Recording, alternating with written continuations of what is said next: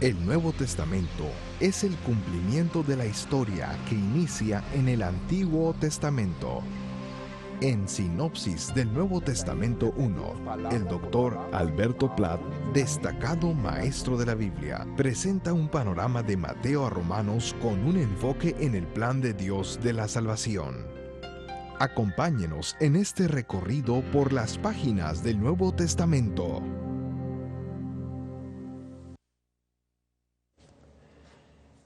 El presente estudio tiene que ver con el cuarto evangelio, el Evangelio según San Juan. Comentaristas desde los padres de la Iglesia hasta los tiempos modernos competen para describir la grandeza del Evangelio que escribió Juan. Usan palabras como joya y diamante para reflejar su belleza y tierno. Y la frase, el corazón de Cristo, para demostrar su espíritu. Y la voz de trueno, haciendo referencia a su poder e impacto. La verdad es que ninguna de las expresiones es exageración.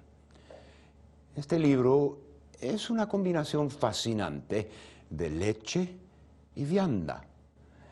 Presenta a la vez un mensaje bellísimamente sencillo, mas unas profundidades que han dejado a los creyentes rumiando seriamente por más de 1900 años. Alguien ha dicho que San Juan es como un gran río cuyo caudal es suficiente para que un elefante nadara, pero que contiene también unos vados en donde la ovejita más tierna puede brincar. El libro no es un repaso ni una refundición de lo contenido en San Mateo, o San Marcos, o San Lucas.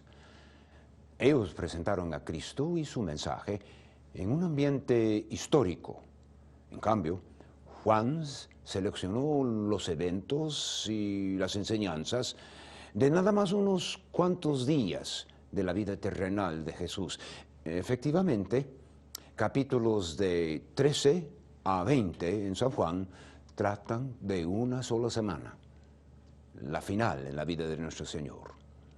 Ahora, tratando el asunto del autor humano, paternidad literaria, etc., la identificación del autor cuesta un poquito, pero no demasiado. Al fin y al cabo, lo que los autores humanos en la Santa Biblia o de la Santa Biblia escribieron dependían del Espíritu Santo. El resultado, entonces, es precisamente lo que Dios quiso que tuviéramos. No obstante, hay varios puntos de interés que considerar en cuanto al autor humano, la paternidad literaria del cuarto evangelio. En primer lugar, no se identifica al autor humano por nombre en todo el libro, igual a San Mateo, San Marcos y San Lucas. El autor parece haber sido judío de Palestina por sus obvios conocimientos de las costumbres de ese lugar. Hay varias indicaciones de que era testigo ocular de las ocurrencias reportadas, como se echa de ver en 2.6 y 13.26, etc. Juan capítulo 21 y los versículos 2, 20 y 24 nos encamina hacia la identificación de Juan, el discípulo a quien amaba Jesús, el mismo que en la cena había recostado al lado de él. Desde muy temprano, en la historia de la Iglesia, Juan fue reconocido como el autor del cuarto evangelio. Ahora bien, ¿quién era ese Juan? En primer lugar, era uno de los hijos del trueno. Marcos capítulo 3, versículo 17.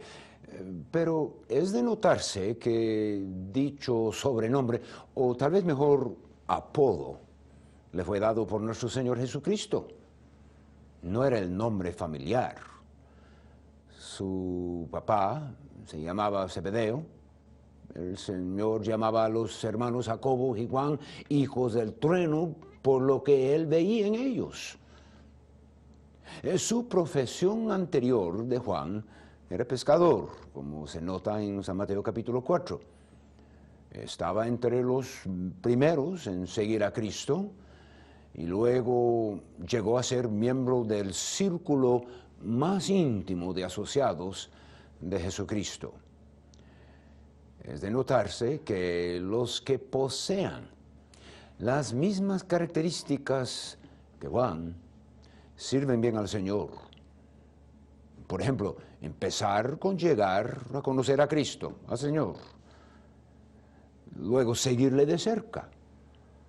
Y también escuchar y aprovecharse de las enseñanzas de Jesucristo. Inclusive las exhortaciones o las llamadas de atención, tal y como lo hizo Juan. Dedicarse al servicio del Señor por toda la vida. Y así también lo hizo Juan. Reflexionar constantemente sobre las enseñanzas de Cristo. Y, en fin, con madurez espiritual, defender la sana doctrina. Ahora, San Juan es el autor del cuarto evangelio, pero ¿cuándo lo escribió? Descubrimientos arqueológicos confirman la circulación del cuarto evangelio entre las iglesias primitivas a principios del segundo siglo. A base de eso y otros factores, los eruditos han establecido el período entre los años 85 y 95 después de Cristo como fecha de composición. El contenido parece indicar que la iglesia había logrado cierto nivel de madurez y que sus feligreses incluían un gran elemento gentil, puesto que se explicaba las fiestas y la cultura judaica, lo que un grupo netamente judaica no hubiera necesitado. Probablemente fue escrito desde Éfeso, en donde el apóstol tenía un ministerio por varios años. Los que aceptamos que Dios dirigió a los autores humanos de la Biblia, reconocemos que había una concordancia completa entre el intento de él, de Dios, y lo del escritor humano. El presente autor no nos deja en dudas en cuanto a su propósito principal. En el capítulo 20, versículos 30 y 31. En primer lugar, este texto más Juan 21, 25 indican que el Evangelio presenta materia selecta, en cierto sentido limitada. Es decir, había mucho que ocurrió, por ende, mucho más que se pudiera haber incluido. El diseño del Espíritu Santo para el cuarto evangelio hizo que el autor seleccionara de entre todo el material posible lo que más haría contribución a su propósito. Ahora, el carácter especial de la palabra señales es de notarse. Es probable que la lista total de las maravillas de Cristo, es decir, los milagros, sea mucho más que los 35 mencionados por los evangelistas. Lo interesante es que Juan incluye solamente 7 de ellas, 5 que no aparecen en los primeros 3 evangelios. Además, el término que se emplea para hacerse referencia a ellas, esos milagros, en 20:30, no es el término milagro que usaban los autores sinópticos. El Espíritu Santo le dirigió a usar una palabra que hacía hincapié en el propósito del milagro. Es decir, no nos llama la atención a lo espectacular del hecho, aunque sí había de eso.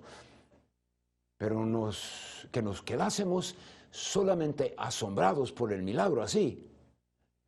Tampoco deja la impresión de alguna magia.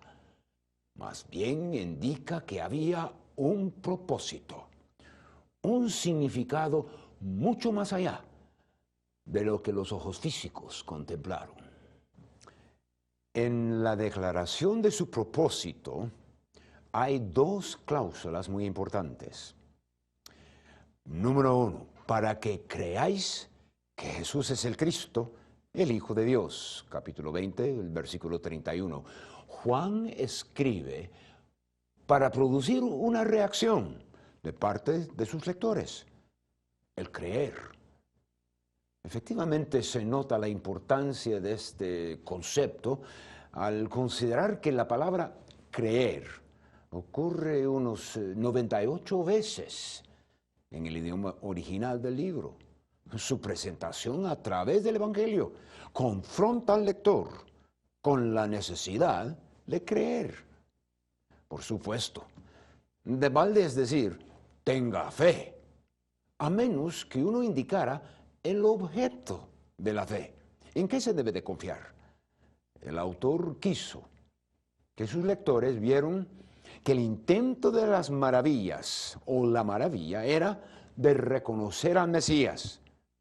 Juan exhibió las evidencias de la divinidad de Cristo, el Hijo de Dios, las que demandan aceptación para que creáis. Y para que creyendo tengáis vida en su nombre, en la segunda cláusula. El aceptar la verdad detrás de los milagros, señales, el verdadero sentido de las señales, o en otras palabras, eso de el depositar la confianza en la persona quien las hizo, produce vida. Juan, aquel pescador de Galilea, llegó a ser evangelista en todo sentido de la palabra. El doctor Tenney sugiere un buen bosquejo de Juan 20, 30 a 31. Punto 1, revelación. Punto 2, reacción. Y punto 3, resultado. Lo cierto es que se podría aplicar esa pequeña homilía a toda la Biblia, a todo el plan de Dios. La reacción necesaria es el creer.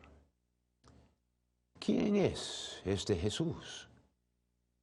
Le toca a Juan exponer la respuesta, y en forma más completa que los primeros evangelios. Jesús es el Cristo, el Hijo de Dios. Capítulo 20, el versículo 31. Es así que no ha de ser sorprendente para el lector encontrar en sus 21 capítulos tantas descripciones del Hijo de Dios y tantos discursos hechos por Él. Ahora, vamos a considerar el contenido en breve, un bosquejo sencillo. Los primeros 12 capítulos representan al verbo rechazado en un ministerio público. La segunda división sería el verbo apreciado en un ministerio privado, 13 a 17. Luego sigue el verbo crucificado, 18 y 19, que es un ministerio universal. El cuarto punto sería el verbo resucitado, 20 a 21, un ministerio fidedigno, fehaciente. Y ahora un resumen a vista de pájaro de lo que es el Evangelio según San Juan, y capítulo por capítulo. En la primera sección del ministerio público, el prólogo, una introducción puramente teológica y una presentación también del precursor Juan Bautista y los primeros discípulos. El capítulo 2 presenta el primer milagro, aquel milagro en las bodas de Caná, y la primera Pascua, y la primera purificación del templo. El capítulo 3 contiene la entrevista con Nicodemo, el renacimiento, su necesidad, su naturaleza y cómo se efectúa en él, en el maestro de Israel. Capítulo 4, otra entrevista, esta vez con la mujer samaritana. Y ahí se presenta el agua de la vida, para que una persona quien reconoce su estado puede tomar. La entrevista también con un noble y el milagro, ilustrando la necesidad de la fe. Capítulos 5 a 7 presentan las pretensiones del Señor Jesucristo y el crecimiento de lo que es rechazamiento. En capítulo 5, Cristo igual al Padre, su naturaleza, su poder, su autoridad. Capítulo 6, Cristo preexistente, la fuente de vida, y es omnisciente también. Y Cristo en capítulo 7 demuestra la fuente del mensaje, que es el cielo. Y la fuente también de la persona de Cristo, el cielo. Y del Espíritu Santo, que Cristo y el Padre ofrecieron a los discípulos. El resultado, fricción entre ellos y los incrédulos. En el capítulo 8, Jesús, la luz del mundo. En 9, Cristo sana al cieguito, y el propósito de su sufrimiento era para que las obras de Dios se manifiesten en él. Una importantísima lección para los discípulos. En 10, es Jesucristo el pastor, el verdadero pastor, el buen pastor, el único pastor, el obediente pastor, el fiel pastor. En capítulo 11, Jesucristo y la última señal. Y esa señal sobre el último enemigo, la muerte, la resurrección de Lázaro. En capítulo 12, Jesucristo es la figura céntrica en la cena, en el camino y en su muerte. Y cuando Cristo habla y habla al Padre, glorifica tu nombre, Padre. Entonces vino una voz del cielo, lo he glorificado y lo glorificaré otra vez.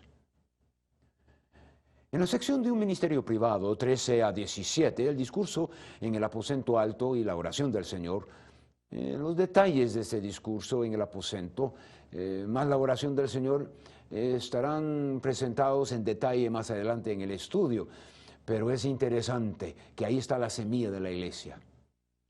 Un ministerio universal en 18 a 19, porque son los eventos de la noche anterior a los eventos de la crucifixión, y en sí es un ministerio ya de la resurrección fidedigno, fehaciente, el Cristo resucitado.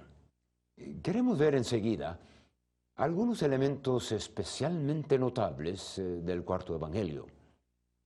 En primer lugar está en una lista 7, yo soy. Es que la gente preguntaba, ¿quién eres? Y en este caso, las contestaciones vienen en labios de Cristo mismo. Yo soy el pan de vida, capítulo 6. Yo soy la luz del mundo, capítulo 8. Yo soy la puerta de las ovejas, capítulo 10. Yo soy el buen pastor, capítulo 10 también.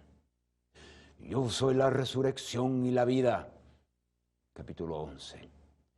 Yo soy el camino y la verdad y la vida, capítulo 14. Yo soy la vid verdadera, capítulo 15. Ya hemos comentado sobre el significado del término señal. El autor seleccionó ciertas de las maravillas que hizo Jesús con el fin de comprobar quién era Él, verdadero Dios. De los 7 milagros denominados señales, 5 aparecen solamente en Juan, pero he aquí las 7 señales. El cambio del agua en vino en Caná, en capítulo 2. La curación del hijo del oficial de Capernaum, en capítulo 4. La curación del inválido en Bethesda, en capítulo 5. La multiplicación de panes en el monte, capítulo 6. El andar sobre el agua del lago de Galilea, en capítulo 6 también. La curación del ciego en Jerusalén. Y la 7ª señal, la resurrección de Lázaro en Betania. Es de sumo interés notar que Todas estas señales están en los primeros 11 capítulos del Evangelio, mientras esa primera sección traza una línea de rechazamiento de parte de los judíos. Es una paradoja que en señales que fueron presentados para hacer que los judíos creyesen, les endurecieron el corazón de muchos oyentes. A la verdad, hubo todavía otros 2 milagros contenidos en el Evangelio si se considera la resurrección del Señor Jesucristo mismo. Y el milagro después de la resurrección, cuando había una gran cantidad de peces y el Señor estaba presente. El prólogo del cuarto Evangelio es también una contribución especial de Juan. Cada uno de los 4 evangelios tiene una introducción o prólogo. El de San Juan es único entre ellos por su apertura netamente teológica. Como alguien ha dicho, ha notado, no se detiene para presentarse a sí mismo, ni para defender su derecho de escribir.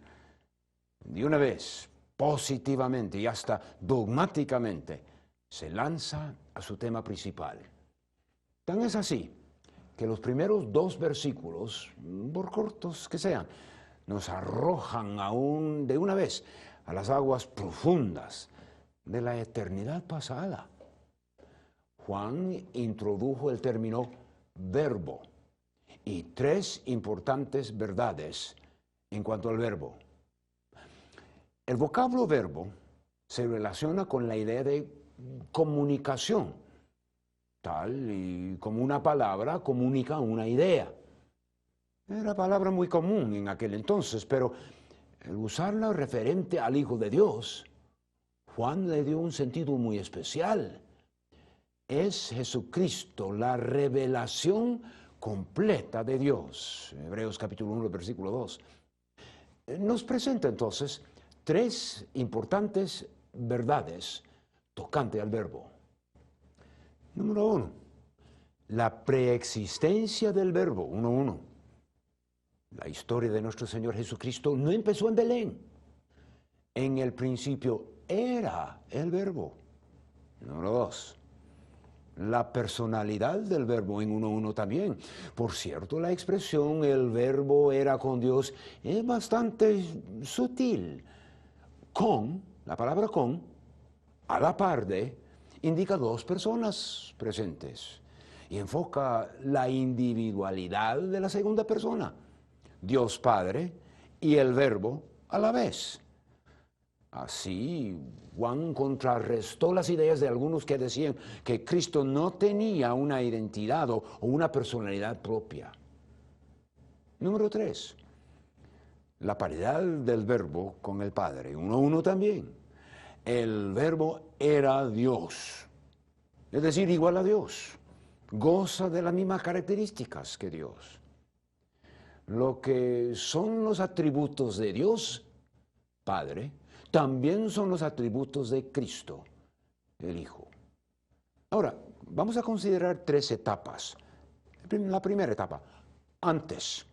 La obra del Señor, del Verbo, antes de su nacimiento, antes de llegar a Belén, antes de Abraham, antes de Adán. Antes de Adán aún, el Hijo de Dios estaba muy activo. Todas las cosas por Él fueron hechas. Se habla de la creación. Y si por acaso eso no fuera, y sin Él nada de lo que ha sido hecho, fue hecho. La segunda etapa, vamos a llamarlo Belén. No se encuentra en el Evangelio según San Juan los detalles emocionantes de la historia navideña. Sin embargo, su resumen lacónico es a la vez verídico y muy teológico. Jesús, Dios verdadero, denominado aquí el Verbo, fue hecho carne. Obviamente la encarnación logró su propósito. Juan y sus condiscípulos vieron su gloria, gloria como del unigénito del Padre. 1:14. la gloria de Dios, es lo que le corresponde por la grandeza de todos sus atributos. Finalmente, en este versículo, Juan describió al Verbo como lleno de gracia y verdad. La idea aquí es dotado de esas características, o sea, tan eternamente dotado como Él es eterno. No hubo un entonces cuando no era así.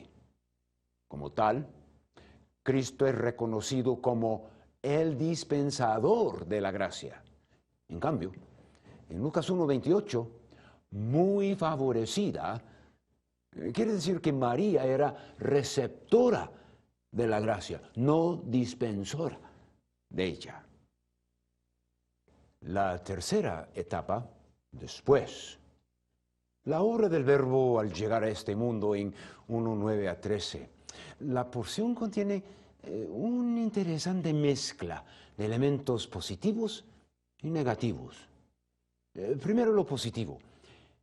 El versículo 9 describe como la luz verdadera a nuestro Señor, la genuina. A través de las edades han habido quienes pretendían arrojar luz, por ejemplo Buda, Confucio, Mahoma, quienes prometieron guiar al hombre, pero quienes envolvieron a sus feligreses tinieblas, más tinieblas. Eran ciegos, guiando a ciegos. La luz genuina revela todo según la verdad, tanto la meta como el método. Es también positivo notar que dicha luz estaba en el mundo, 1:10, y es por eso dispensable, aprovechable al hombre.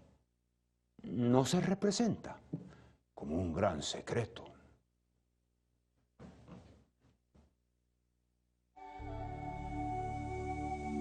Hemos terminado nuestro estudio con el Dr. Alberto Platt por hoy. Ojalá esté captando el mensaje central del Nuevo Testamento, que es nuestro Señor Jesucristo. Siga estudiando sus notas y dé atención especial a la lectura de los pasajes tratados en esta lección.